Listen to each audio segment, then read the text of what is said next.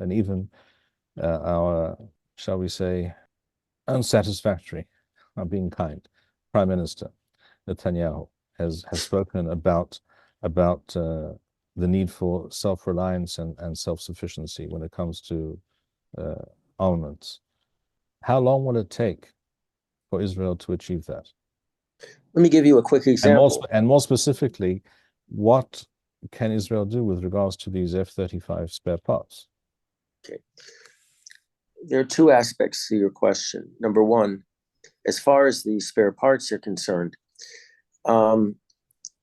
we do have the ability to reproduce them ourselves with high-tech methods like 3D additive technology. We can do that. The order has to be given. The one thing the Americans are very concerned about is what conclusions potential buyers of the F-35 will draw from this situation right now that we find ourselves in with the Dutch. When this plane was first offered to Israel, or actually when Israel expressed an interest in the airplane, there were many people that cautioned Israel that you really shouldn't be getting involved in this. They control a lot of the electronics and signals of the airplane. They could literally ground the F-35 remotely. They could ground it. I know we've taken precautions against that, but there are workarounds.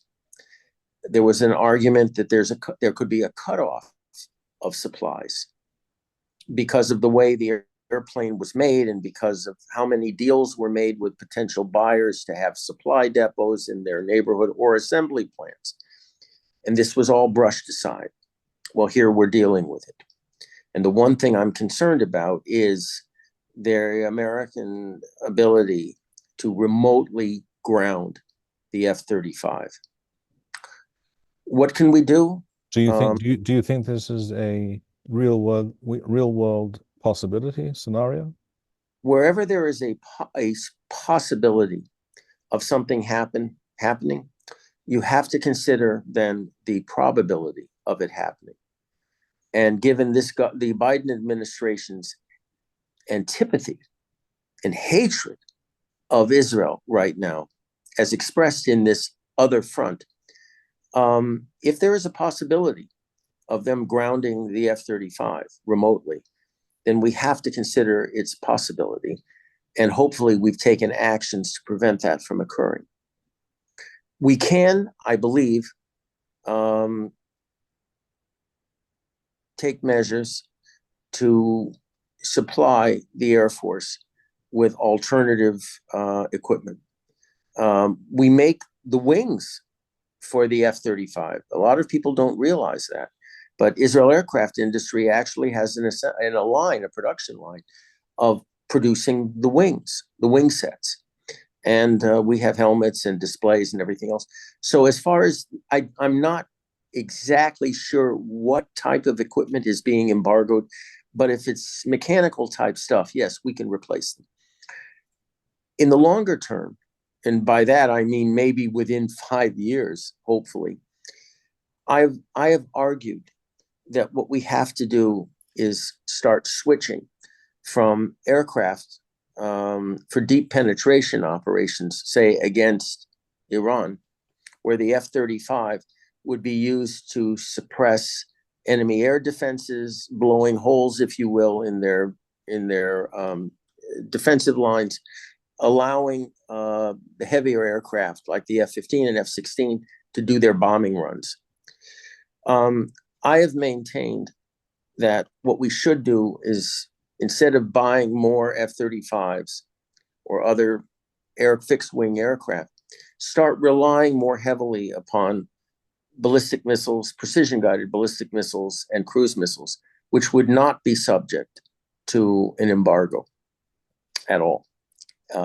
In the event, look, we can't build an F-35, although I think we can build an F-15, what they call the advanced version of the F-15. But if we can't build an F-35 right now, well and good.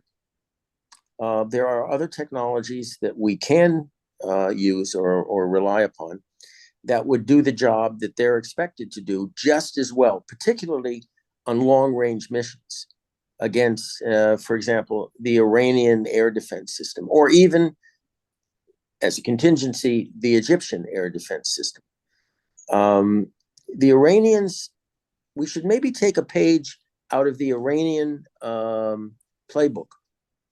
And when they realized that because of the American embargo and other restrictions on their access to Western aircraft, that they couldn't modernize their aircraft or their air inventory, they subsequently became the Middle East's largest manufacturer of ballistic missiles and cruise missiles, and now drones, attack drones. And their missile force is just as deadly, if not more so, than our Air Force in terms of long-range missions.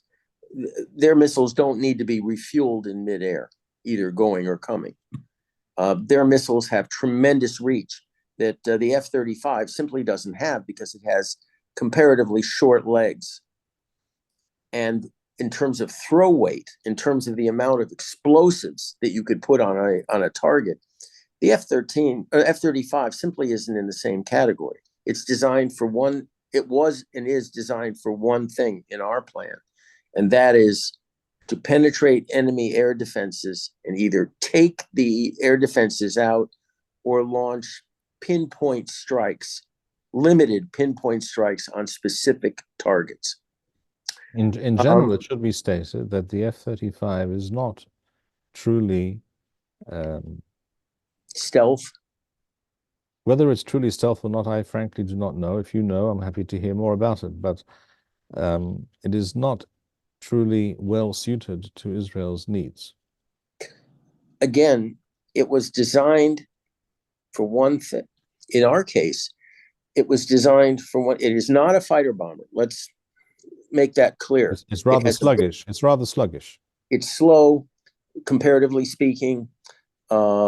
It has a lot of mechanical problems and electronic problems, which I hope we've managed to deal with. But the Americans are still suffering from it. It has to be re-engined because the current engine is really quite inadequate.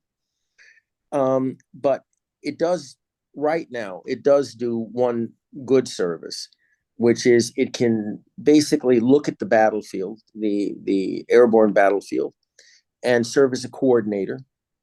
It can do that, and it can, if there's an airstrike, say against a heavily built up area, built up in the sense of surface air missile batteries, air defense, enemy air defenses, it does have the ability to infiltrate, knock out radar sites and other parts of the enemy air defenses, and blow a hole, if you will, for the follow-on F-15s and F-16s that we have to conduct a major airstrike.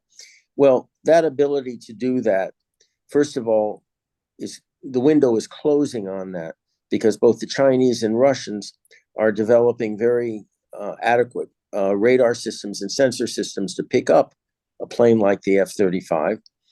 And the mission itself could be much more efficiently done with ballistic missiles, with multiple warheads and different types of precision guidance, including AI-controlled, artificial intelligence-controlled machine vision, where a warhead coming in could actually determine one target from the other and make its own decision as to which one it's supposed to hit. Okay, I mean, in general, this raises the question: why has Israel, so it seems, at least to the best of my knowledge, not really pursued a serious missile force as part of its armed forces? Institutional bias, or just rank stupidity. In other words, simply the Air Force is able to get almost anything it wants, and the only thing it really cares about is getting more F-35s for its pilots, and the rest is not really important to them. And then they were the ones for years who, in collusion with others in the armed forces here and overseas, the Americans, claimed that is we don't need tanks anymore, and Right. therefore we can wind all those forces down to below bare minimum, and we We don't need just need the artillery air. pieces, we don't need this, we don't need we need planes. If we have the planes, the F-35, we can do anything at all, and that's obviously not true and never was true. No, and it was proven to be false during what we call the 33-day war in Lebanon, where we thought that the Air Force claimed that their capabilities would be enough to defeat Hezbollah. And it was I wouldn't say it was a complete failure, but combined arms was thrown out the window. You cannot rely upon one branch of the service in order to win a war. You just can't. I mean, unless you're dealing with nuclear weapons, you really can't. But this same kind of argument came out in the United States over aircraft carriers versus long-range bombers. What would be more efficient for fighting the Soviets? This argument goes back almost to the beginning of aviation, military aviation, where its exponents believed that for example, Dewey, the Italian Air Force philosopher, felt that bombers would absolutely it would make unnecessary land armies, that with a large enough bomber force, and the bomber would always get through, of course, that you could bring an industrialized nation to its knees within a matter of weeks. That philosophy was disproven. But here we face the same problem, where the Air Force has had an outsized influence on our armaments selection.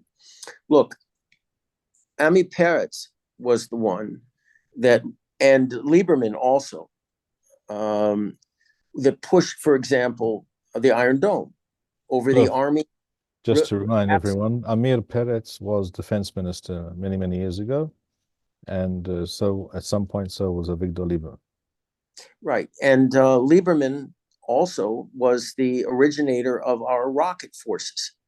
We actually have a very competent rocket force. It's not nearly as big as it should be, but we have a very adequate battlefield rocket force, ground-based rocket force, that Lieberman was actually able to create over I don't want to say violent, but over the steadfast opposition of the high command.